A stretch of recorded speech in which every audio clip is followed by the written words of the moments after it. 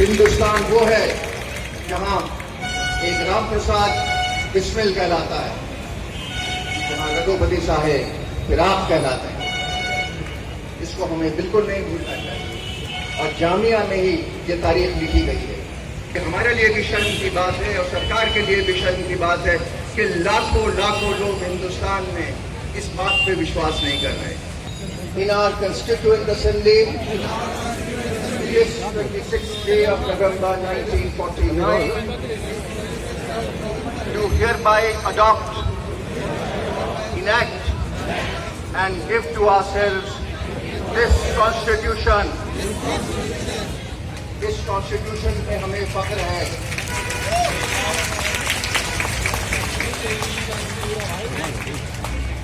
अब चूंकि आप लोग CAA के बारे में बात कर रहे हैं और NRC के बारे में यहाँ बहुत बातें हो रही हैं, मैं आपको सिटीजनशिप के बारे में पढ़ के बताना चाहता हूँ। इसी कॉन्स्टिट्यूशन से, इसी आइन से 1956 में जब फिर कहा गया था मुसलमानों से कि पाकिस्तान चले जाओ, तो यूपी के एक लीडर डॉक्टर अब्दुल जलील फरीदी ने यह कहा था कि हिंदुस्तान का मुसलमान पाकिस्तान को नहीं देखता, आइन को देखता है।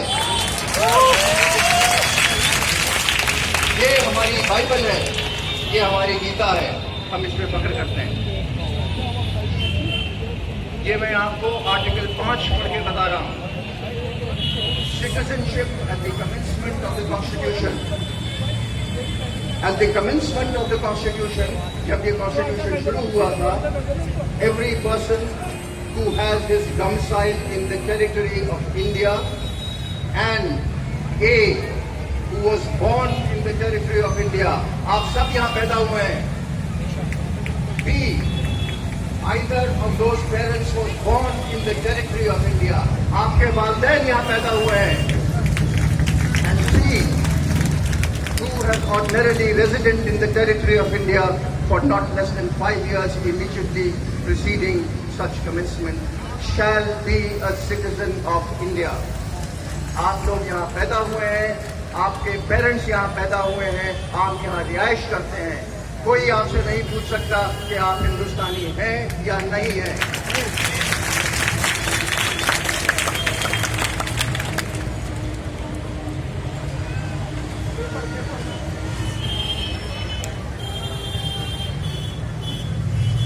का कुछ कागज दुरुस्त करता हूं।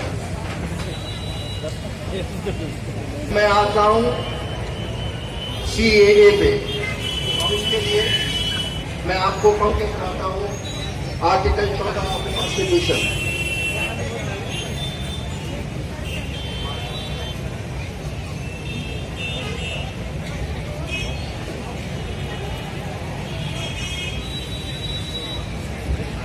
Article 14 of the Constitution, equality before law. The state shall not deny any person equality before the law or equal protection of laws within the territory of India.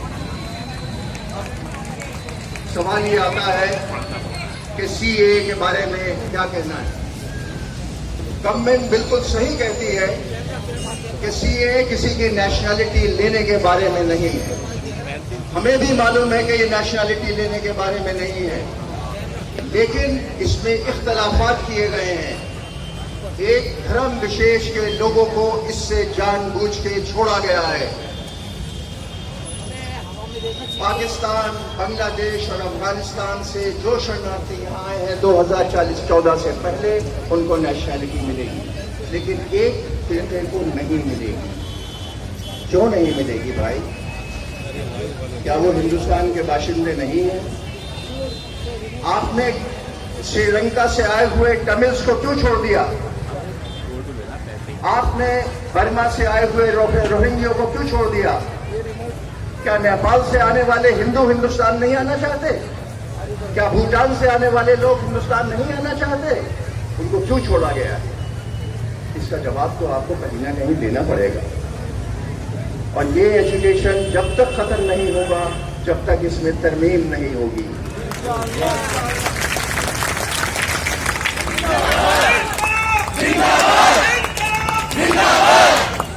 और तरमीम करना कोई मुश्किल बात नहीं है। मैं अगर सरकार इसको स्वीकार करे, अगर सरकार इसको मंजूर करे, जो धर्म छोड़ दिया गया है उसको इंक्लूड कर लीजिए,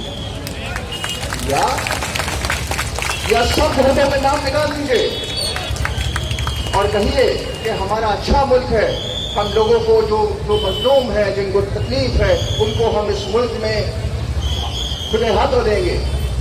आपके बच्चे भी अमेरिका जाके पढ़ते हैं, आपके बच्चे भी विलायत जाके पढ़ते हैं, उनको निकाला नहीं जाता है, तो हमारे बच्चों से क्यों इख्तिलाफ होगा? लेकिन एनआरसी का जो सीएए का दादा है वो एनआरसी है, क्योंकि हम यहां कभी वो कागजात पेश नहीं कर सकते, वो कागजात दे नहीं सकते जो एनआरसी में मांगे जा रहे हैं। और अगर आप उनको दे नहीं पाएंगे तो उसका अंजाम क्या होगा? प्राइम मिनिस्टर साहब ने कहा है कि कोई डिटेंशन सेंटर नहीं बन रहा है, एनआरसी नहीं होगी। बहुत अच्छी बात है, लेकिन सवाल ये उठता है कि लोग इस पर विश्वास क्यों नहीं कर रहे हैं?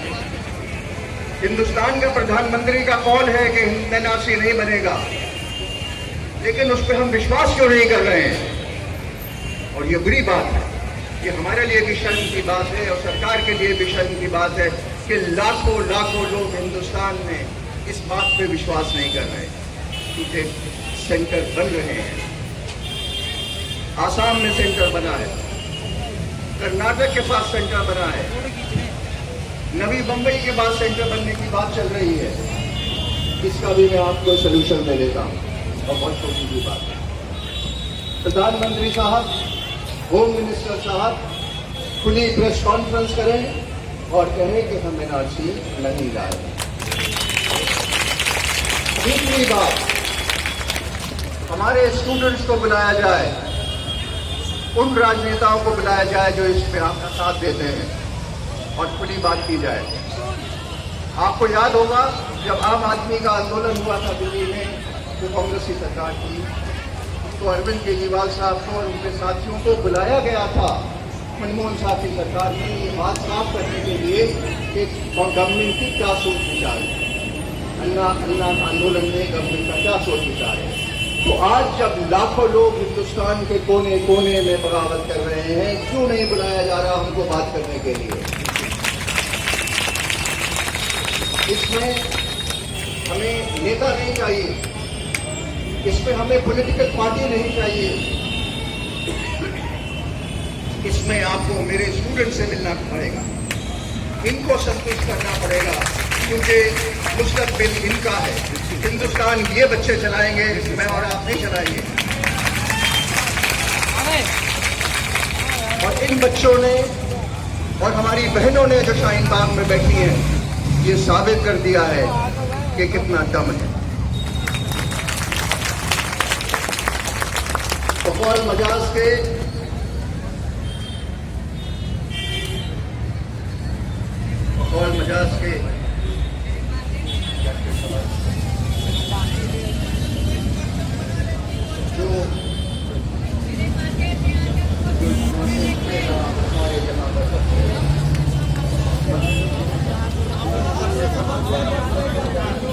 जो अब यहां से उठेगा वो सारे जहां पर बरसेगा। ये आप याद रखिए, जामिया के इन दरख्तों के नीचे खान अब्दुल गफ्फार खान और गांधी जी बैठे हैं। यहाँ इन दरख्तों के नीचे जवाहरलाल नेहरू और जाकिर हुसैन बैठे हैं। ये वो मट्टी नहीं है कि आप इसको रोन में चले जाएं। इसलिए मौलाना मोहम्मद अली जौहर को याद रखें, ये वो लोग हैं जिन्होंने हमारा इतिहास लिखा है।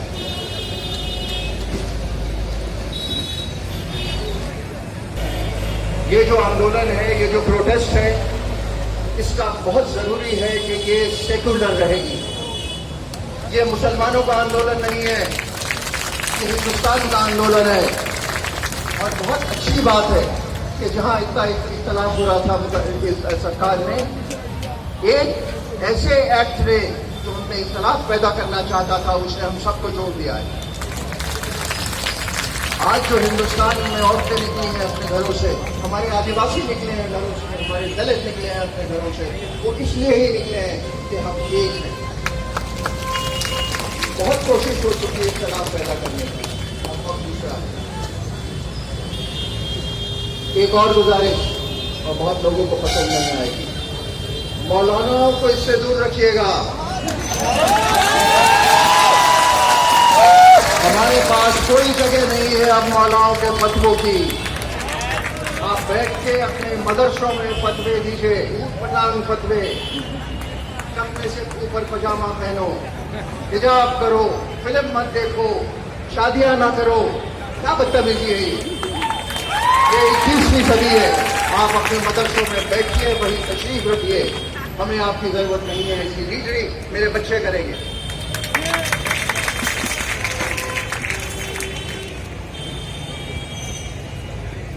यही वो बच्चे हैं 1947 से पहले कहीं कहा था, वक्त आने पर बता देंगे तुझे है आसमां। हम अभी से क्या बताएं क्या हमारे दिल है। हिंदुस्तान वो है जहां एक राम प्रसाद बिस्मिल कहलाता है, जहां रघुपति साहेब फिराक कहलाते हैं। इसको हमें बिल्कुल नहीं भूलना चाहिए। और जामिया में ही ये तारीख लिखी गई है। इसलिए बहुत फख्र की बात है कि ये आंदोलन यहां चल रहा है और इतने जोश से चल रहा है।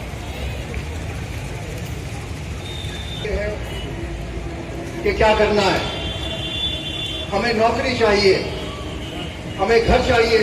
हमारी बस्तियों को देखिए, इनको साफ करिए, इनमें बत्ती दीजिए, इनमें पानी दीजिए। यहाँ मुल्क के रहबरों को बुलाओ, ये पूछे, ये मंजिल, ये गलियां दिखाओ। जिन्हें नाज है हिंद पर उनको लाओ, जिन्हें नाज है हिंद पर वो कहाँ है। कहाँ का सबक हमको सिखाया जा रहा है ये नए नए ऐप लाके। हमें नौकरी चाहिए, हमें तालीम चाहिए, हमें अस्पताल चाहिए, हमें स्कूल चाहिए। हमारे बच्चों को फौज में जाना है, हमारे बच्चों को पुलिस में जाना है। और ये बर्बर पुलिस नहीं जो आके हम पे अत्याचार करे। हमें संवेदनशील पुलिस चाहिए, हमें संवेदनशील एडमिनिस्ट्रेशन चाहिए। हमें NPR नहीं चाहिए जहां ये कहा गया था, कहा जाएगा कि तुम्हारा बाप कहां पैदा हुआ था।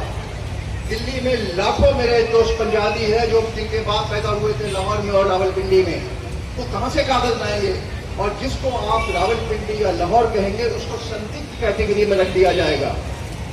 अब आप साबित करते रहिए कि आप हिंदुस्तानी हैं। छोटे छोटे सरकारी कर्मचारी आपसे 10-10, 15-15 हजार रुपए लेंगे ये लेने के लिए कि NPR के लिए आप अपने बाप की पैदाइश रावलपिंडी में हुई थी, लेकिन वो हिंदुस्तानी है। ये क्या मजाक है हमारे साथ।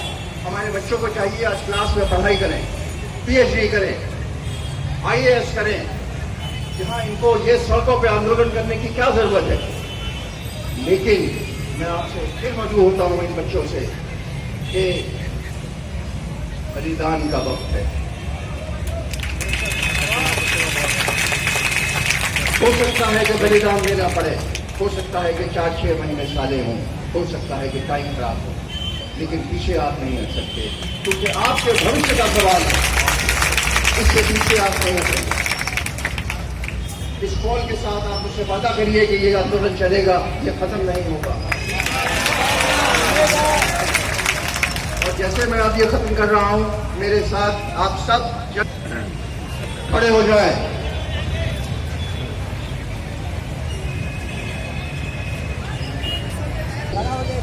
जन गण मन अधिनायक जय हे भारत भाग्य विधाता। पंजाब सिंध गुजरात मराठा द्राविड़ उत्कल बंगा। विंध्य हिमाचल यमुना गंगा उज्जल जल वितरंगा। शुभ नामे जागे तब शुभ आशीष मांगे। गाए सब जय गाथा जन गण मंगलदायक जय हे भारत भाग्य विधाता। जय हे जय हे जय हे जय जय जय जय हे। जय हिंद। बहुत बहुत शुक्रिया।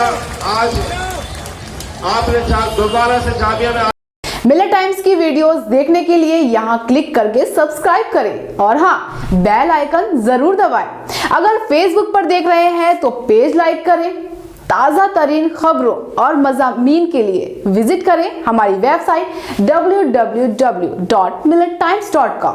हमारी ये वेबसाइट उर्दू, हिंदी, इंग्लिश तीनों लैंग्वेज में मौजूद है।